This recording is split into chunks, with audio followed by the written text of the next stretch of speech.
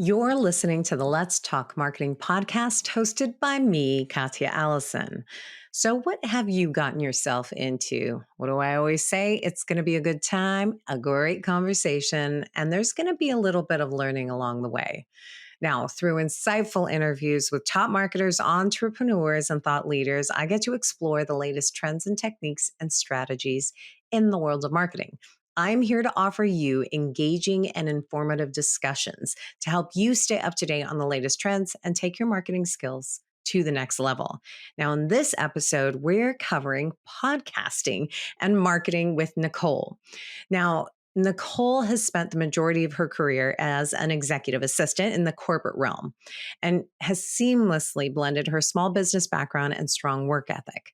Harnessing her passion for organization and efficiency, she established Bosun, a boutique remote staffing firm committed to offering affordable solutions for small business owners, aiming to grow and scale, irrespective of their economic conditions, transforming the concept of basically a virtual assistant into a thriving multi-million dollar company. Nicole brings a wealth of experience with an impressive 15-year track record providing executive support to a top 15 companies in Nielsen rankings. She has successfully facilitated remote teams for over 500 small businesses. And I am super excited to talk a little bit of marketing, more specifically podcasting, with Nicole. Nicole, welcome to the Let's Talk Marketing podcast. Thank you so much for coming on. Thank you so much for having me. I'm excited to be in this audience. This is a new audience for me, so excited to be here.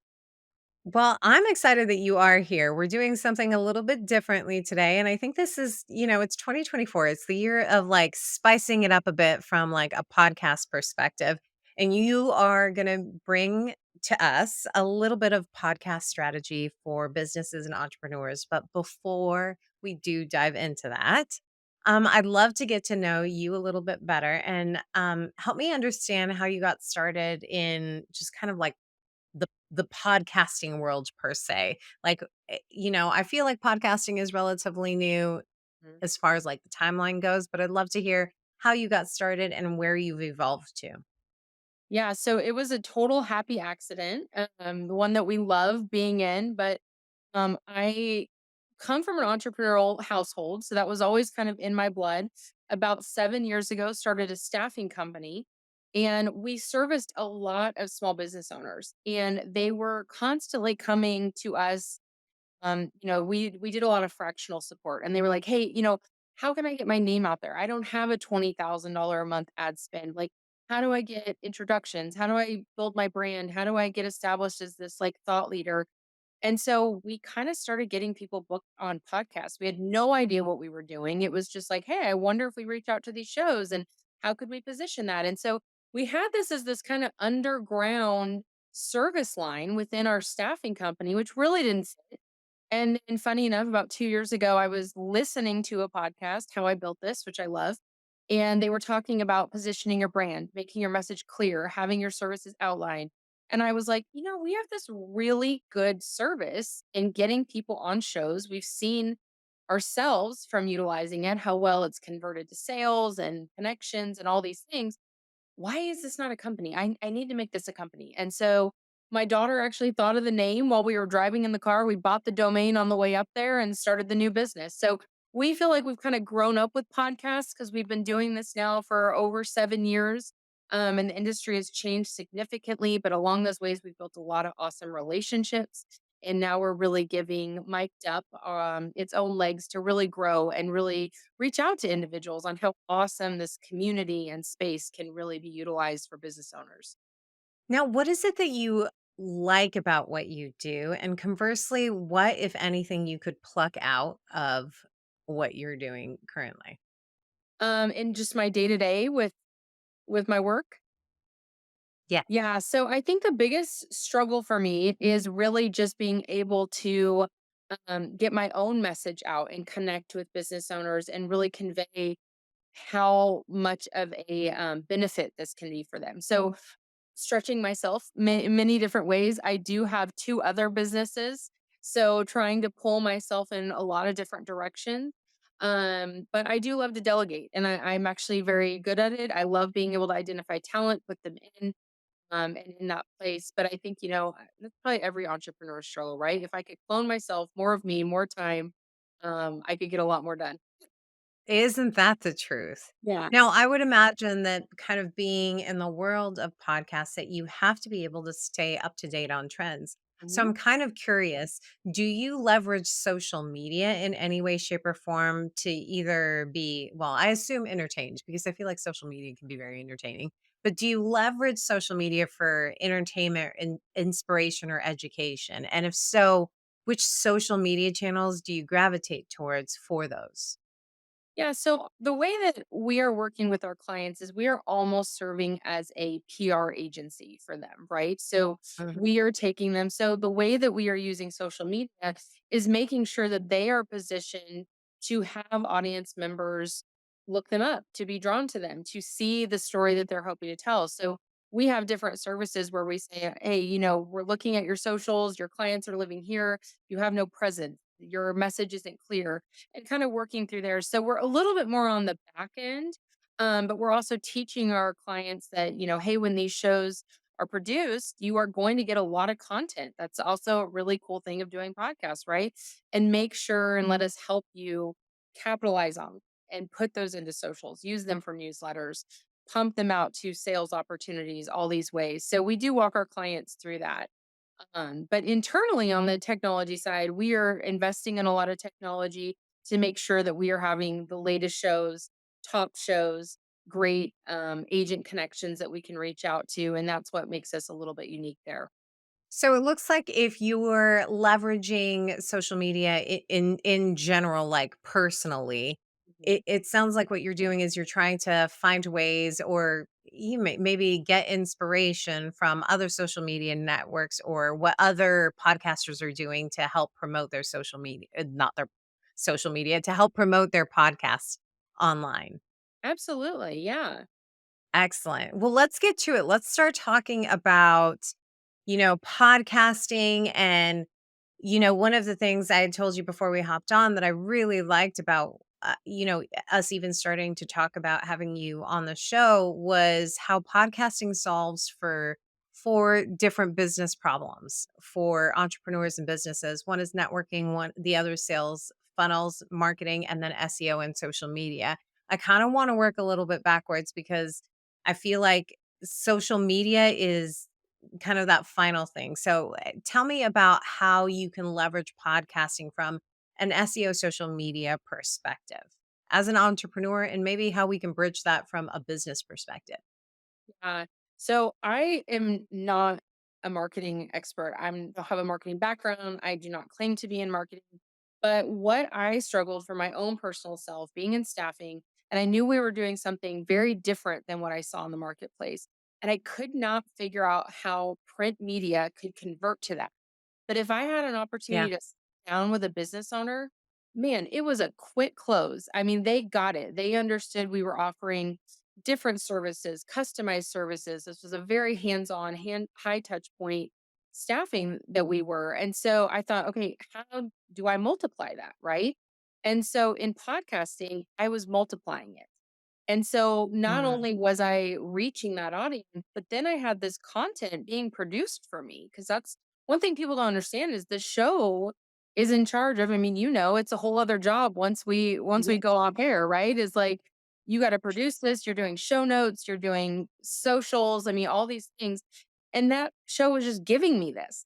So now I Yeah. didn't produce that content. I could repurpose it. I could have my social team sending that out in newsletters. I was using it for sales calls. Hey, I thought you'd really appreciate this. I know you struggle with delegation. Listen to my story on here. We talk about. So it's kind of giving me a little bit of credibility. I mean, they could go to my website, they can go to my LinkedIn. They're seeing all of these speaking engagements and hearing my story. And that's when it really was like the momentum was happening. Now I was not just someone they met at a networking event. I had credibility. They could hear from my own voice, my own story. And so by the time they got to me, that close rate was significantly faster because it was like, yeah, I already bought in. I heard the spiel. Let's go. I love that, and I think that you're right. It is from a content marketing perspective, I feel like podcasts, it is a multiplier, right? Like, how can we spread this out? Where else can we be? What kind of snippets do we want to pull? What are the audiograms, and how can we really amplify the content that we create from that?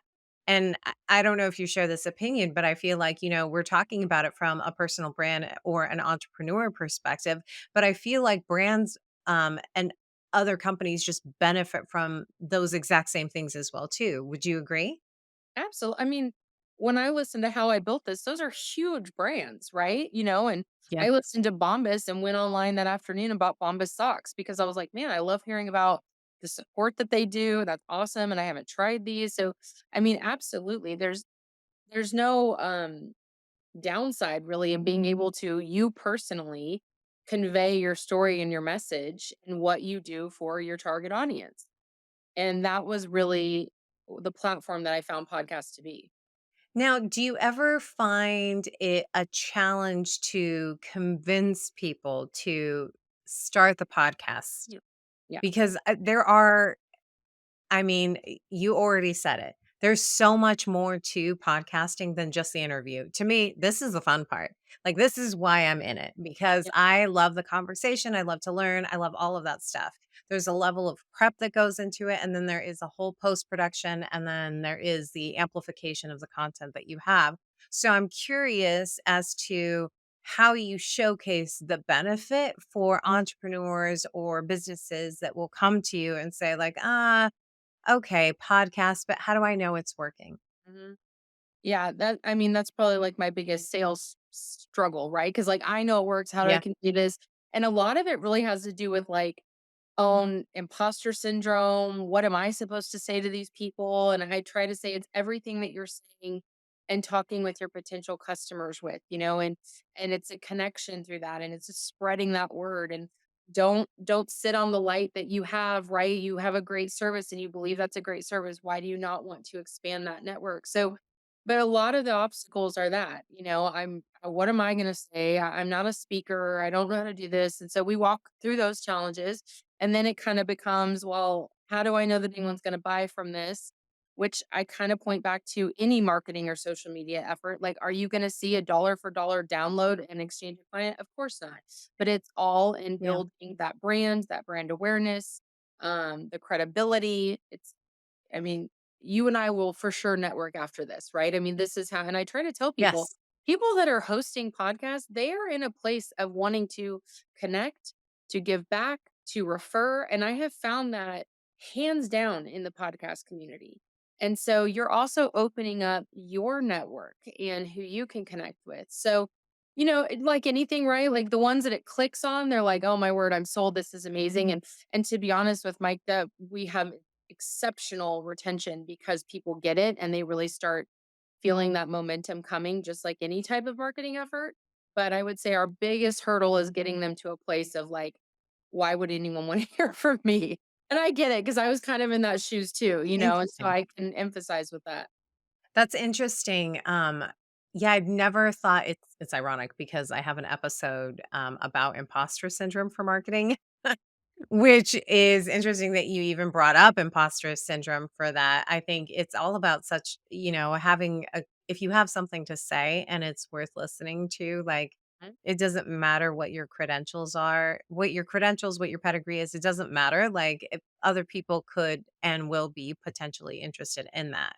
Now, for those who are bought in, how are you proving success? Is it like, how many doors are open for them? Is it that return on investment dollar for dollar? Is it awareness? Is it, social media exposure?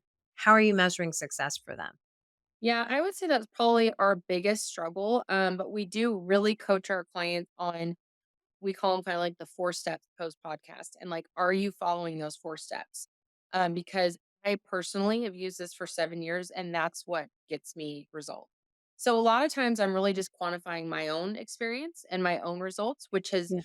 led to multi 6-figure introductions. I mean, even just this past year, we've got to double down in it, setting up those relationships. But just like any networking and any relationship, you have to invest in those, right? And so really making sure that you're harnessing those relationships, seeing where you can bring value, harnessing that content that has been created.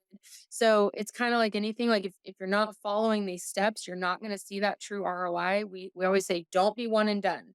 Don't do a show and be done. That's not where the value comes in. So I Yeah. think what our success is really teaching our clients and making sure to check in on them. Like, are you following the steps for success? And that's where they start to see that momentum. They're getting introductions. Even last night, I got an email that said, "Hey, I heard you on this show last week." I sent it to my team and I said, "Okay, team, here's another testimonial. I've got a sales call tomorrow from a listener." So, there are, I love it. yeah, What are the 4 steps? Did I miss them as you articulated them, or if you can just repeat it again in, like, the 4 steps for it? yeah. So the first one we call is green room ROI, and that's where really after we stop recording, that's where you and I, as the host, are going to have a conversation and tell me more about your business and who can we connect, where can I bring value, all of that, and the follow ups. The next is really repurposing that content that you receive from there, turning that into newsletters, making sure to promote that on your own socials, and then setting quarterly meetings with your hosts to get back and connect with them. So it really is a lot of relationship building, follow ups, promotion, to really make sure that that ROI is tangible and seen. I see then how podcasting does solve for the networking and the sales funnel and the marketing and the SEO all in, like, a 30 to 45-minute conversation, and sometimes it's even less time than that, which I think is incredibly fascinating. So for people who come to you, whether it's entrepreneurs or businesses, and well, actually, maybe this is the question that I want to ask. Do they come to you with already knowing that they want to start a podcast, or is this something that you have to, I don't know, get them to? Yeah, so, and it's interesting that you said that because some people do come to us and they're like, "I'm thinking of starting a podcast." And we're kind of like, we walk them through like, that is, that is a much bigger time and financial commitment than coming on and being as a guest. So we also want to really Yes. evaluate where they are in that. And the easiest way I explain it is, what's easier, to come to someone's house for dinner or for you to prepare dinner and host someone, right? So this is the difference Yes. in money and time and all the things. So that normally kind of like helps them because we do have host services as well. And then really it's just starting with, okay, who is your target market? We get them in with their direct podcast agent. That person is really going to serve as their assistant, as their booker, as their follow ups, all these things, and just figuring out the niche that they're hoping to get into, and then getting them on those shows. So that's if you basically want to be a guest on a show. For starting a show, is are there tips that you get or you give to those who are coming to you to kind of help narrow down sort of the format of the podcast? And I ask this because, of course, this is my podcast. I get a lot of people who start off with like, "So I was thinking about starting a podcast." Mhm. And, this is my 3rd podcast that I've started. I always wanna tell them, like, you've gotta understand, like, what format you wanna go into. It sounds like a lot of times when you are either listening to podcasts or watching them online, because it can be, one or both of those, that people are just casually having a conversation, and maybe that is one of the formats. So I'm wondering how you coach people to get to the right format for their voice and for their brand. So I wouldn't say that we necessarily do that space of coaching. Of course, we can give our pennies worth of thoughts on what we see to be a bring a value for there, but our Yeah. support is mainly on the back end. So handling the administration, handling the social media marketing, helping with booking of guests, finding guests. So we're more on the back office side, but of course, if a Yeah. client coming to us starting, we're happy to give that advisement there, but I wouldn't say that we're necessarily coaches in advising how or what to have the setup of their show, so to speak. Do you have an opinion of, like, what people should consider if they do wanna start their own podcast? So I would say, I mean, obviously, depending on the niche and everything, but look at it as really bringing value. So if I'm in that space and what I see 5 years from now, when maybe I can actually be in that space to do that, is what are things that I've seen along my career that I feel that are gaps in connecting other people? So obviously I'm in the business world, so I see a lot of Yeah. gaps, right? I don't have a resource for this. I don't know how to find this. I don't know who to go to this. So for me, it would be based on my career, what was that value that I would have liked to have had? And let me put that content out into the podcast universe, so to speak. I think that's really great advice because you're right. You're seeing a need and you're filling the need, and that's really what it's about. That is what people gravitate towards because that's where they're going to find value, and then they're going to gain insights from the things that you could potentially say on your episode. Do you find that there is a sweet spot in for a guest to come on? Is it like a as far as time, is it a podcast that's 20 minutes long versus an hour long? Or do you evaluate that at all when you're looking for like, hey, this is the right podcast to get this person on? I actually have never had that topic. I was trying to even think from my experience. I find everything 20 to an hour. Yeah. Hour tends to go more in depth on my own history and story before really Yeah. getting into. So there's value in that. We've cut up a lot of footage in that space to really talk about. I mean, one thing that I think makes me unique is I'm able to speak to business owners. I'm given my Yeah. background and everything. So we'll splice that up. I don't think there's a downside either way, at least from my experience. I will say sometimes I've done some shows that are like maybe 15 minutes and it felt more like a commercial. That's not my favorite. I'm like, Yes. well, I mean, I just okay, Bosun, 9.99, sign up here. Like that's not like my thing, Yeah. but still, I mean, it was value adding and obviously helped, get that word out. But I find most are 30 minutes and I feel that that is plenty of time to really connect and tell your story. Yeah, I think that is a good sweet spot. One of the things that, and I told you this when we were coming on, is what I find is that it's about a conversation. I Yeah. think most people want to be a fly on the wall and be able to learn something. Yeah, be able to learn something from it and gain some sort of insight, and that we goes back to the value that we've been already connecting and talking about. Now, one of the things that you also mentioned was being able to cut up this podcast so that you can share it on social media. I think there are a lot of different schools of thoughts on how often and what type of things you should share from a podcast perspective on social media. There's audiograms, there's just quotes. Do you run the gamut? Do you do it all, or do you find that maybe audiograms are better for from an amplification standpoint, for social media, or maybe video is better? What are your thoughts on I think it depends on the platform. So we do a lot of reels, which is great, especially for our company, Mic'd Up. That's a very reel friendly company. Staffing, not so Yeah, much. So I think it depends on the company and the platform.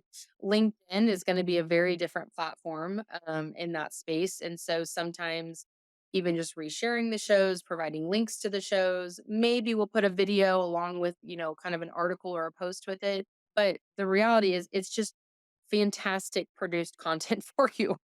And I think as a business yeah, owner, that's the help that we need, right? Like I don't have time to make selfie videos and cut them up and turn them into this. So I've got someone else that's doing that, part of what I'm yeah, already paying for, so to speak. And not only that, we've obviously linked everything back to our website, everything back to our socials, helping with that SEO, and really try to capitalize. When it's launch day on a show, the whole team is resharing and liking and thank you for having us. And so we coach our clients on that as well. It's like, hey, when these come out, get your team to share it, get your family, colleague, whatever, like that's going to make this show. And the flip side of that is hosts appreciate that as well. And it's one reason absolutely. that they want to work with us is because they know we're also promoting promotion of their show. So it's just a real Yeah. full circle moment there. It is really full circle, and honestly, as a marketer who has hosted, like, branded podcasts that are not mine, I think you're always running up against the, "How do I prove that this is worth it?" And I think it's tough to be able to kind of quantify all these things that we've been talking about when it comes to reposting, resharing, building out your brand, opening up the network, and from a brand awareness perspective, for any brand, I think, like, this is key. If you are a place that people go to get some insights and values, like, of course you would want that. And it's really hard, I think, to, like I said, quantify that and then trace it back to like that dollar. But I feel like a marketer is always chasing, Yeah. the return on investment on everything that it is that they're doing. So I love that we've had this conversation so far on like entrepreneurs and like how you can build your own brand and the networking and the connections. Because ultimately, business is about relationships as well too. So when you can make those connections and have those conversations, you find that you have shared values, right? You've shared values, shared insights, and there's a lot that we can gain from one another Yeah. just in sharing the knowledge. Now, I feel like I've taken up a ton of your time. I've got one last question for you. The final question is, if you knew then what you know now, what's the advice that you give to yourself? Man, I always say this, I would have started sooner. I would have for sure started sooner. Really? Yeah. I'm definitely a risk taker, and I just think, there's something very, and don't get me wrong, running a business is very hard. It's a lot. But there is something really freeing about being able to be creative with your ideas, your service, your culture, the team you bring in, and really not having a cap on what you can do and what you can succeed.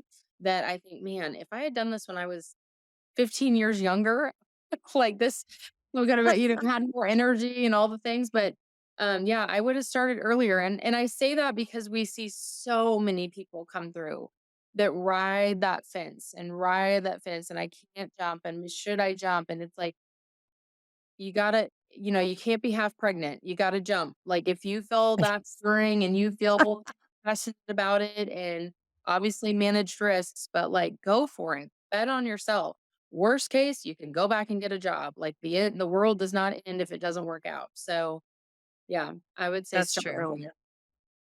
That's true. I can appreciate the pregnant analogy because you're right. You can't only get half pregnant. Before you said that, I was thinking like, oh, you should follow like the 80-20 rule, right? Like, you can only be 80% sure of everything. The rest of it has got to be gut. And I love what you said. You've got to bet on yourself, right?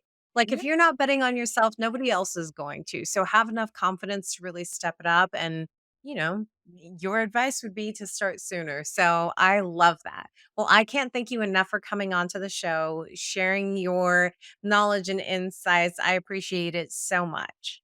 absolutely. Thank you for having me. It was truly a joy and a fun conversation. Always fun talking about marketing, clearly. But this episode was fun because we were talking about podcasting. Ironic because we were on a podcast. Now, I do have some key takeaways from our conversation today. So, buckle up, Buttercup. I've got them coming at you. Now, my first key takeaway is podcasting as a networking tool. Now, podcasting really serves as a powerful networking tool for individuals, entrepreneurs, and businesses. This approach allows those guests the opportunity to kind of just share their expertise, their experiences, and their insights, expanding their reach and credibility. Now, building relationships with hosts, guests, and listeners can lead to new opportunities. So, podcast as a marketing strategy gives that to the brand. And it provides content to be reposted and shared. It's a great marketing tool to use. Which leads me to my next key takeaway: repurposing content. Now, podcasts are a rich source of content to really repurpose across all of your marketing channels, from creating engaging audiograms and snippets to sharing podcast highlights on social media platforms, newsletters, and blogs. Repurposing extends the lifespan of each of the episodes while also giving you different segments of audience that would potentially prefer to receive that kind of content in different ways. So, for example, if someone wants to watch a podcast, record audio, video, you can cut it down to just YouTube shorts that you can share. If you have no audio, then, or you have to have audio for a podcast. If you have no video, then make them audiograms that you can share on social media that you can also share in your newsletters. There are just a ton of ways to repurpose and get more out of it.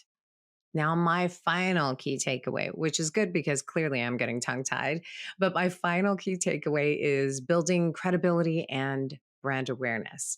Now, this is a great medium to share authentic stories, personal experiences, and expert insights with your audience. It deepens connections with listeners, building trust and credibility over time because you do have to be consistent. You can't just say you want to do a podcast and post it once a month. You have to be consistent. As a podcast host or a guest, consistently providing valuable content, you can position yourselves as an authority within whatever industry you are podcasting about. The increased credibility really fosters trust and boosts brand awareness for your brand. Now, what did you take away from today's episode? Slide into my DMs on LinkedIn and share. A very special thank you to my podcast producers, the amazing team at Content Allies. Thank you for spending time with me today. Until next time, may the conversation flow, the laughter linger, and the outlook remain optimistic but grounded in reality. This is Katya signing off.